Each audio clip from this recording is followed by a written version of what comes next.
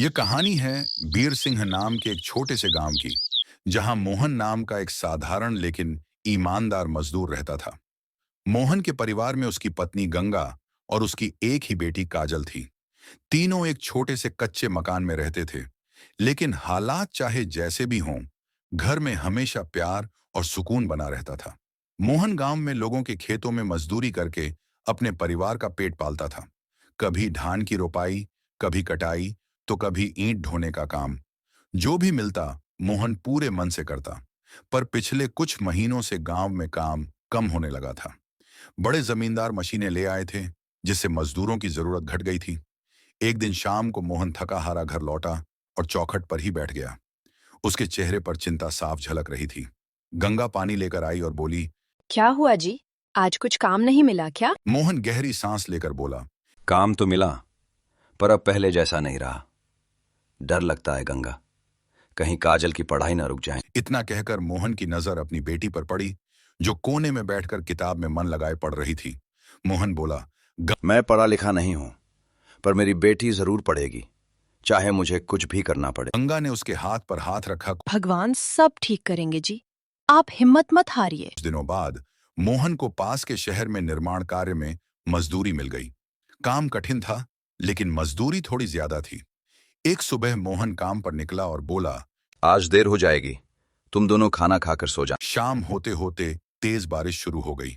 काम के दौरान एक अधूरी दीवार गिर पड़ी और मोहन उसके नीचे दब गया।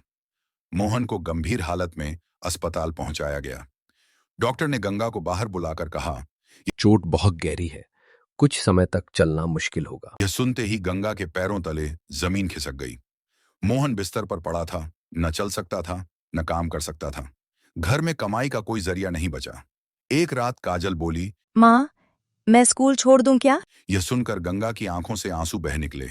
नहीं बेटी, ये तुम्हारे पापा का सपना है। तुम पढ़ोगी, जरूर पढ़ोगी। अगले ही दिन गंगा ने गांव के घर घर जाकर काम मांगना शुरू किया। कहीं बर्तन मांजना, कहीं झाड़ू पोंछा, तो कहीं खेतों में मजदूरी। दिन में काम, रात में मोहन की सेवा। गंगा एक पल को भी नहीं रुकी। महीनों की मेहनत के बाद गंगा ने थोड़ा थोड़ा पैसा जोड़ लिया। मोहन की दवाइयां चलती रहीं और धीरे धीरे उसकी हालत में सुधार आने लगा। एक दिन मोहन ने अपने पैरों में हलचल महसूस की। डॉक्टर ने कहा। हिम्मत रखो, तुम फिर से खड़े हो सकते हो। मोहन रो पड़ा। ये सब मेरी पत्नी की वजह से हुआ है। समय बीतता गया। मोहन फिर से हल्का फुल्का काम करने लगा। काजल पढ़ाई में अव्वल आती रही। कुछ सालों बाद काजल का चयन शहर के एक बड़े कॉलेज में हो गया। काजल ने अपने माता पिता के पैर छूकर कहा। आज जो कुछ भी हूँ, आप दोनों की वजह से हूँ। मोहन गर्व से बोला। इस घर की असली हीरो तुम्हारी माँ है।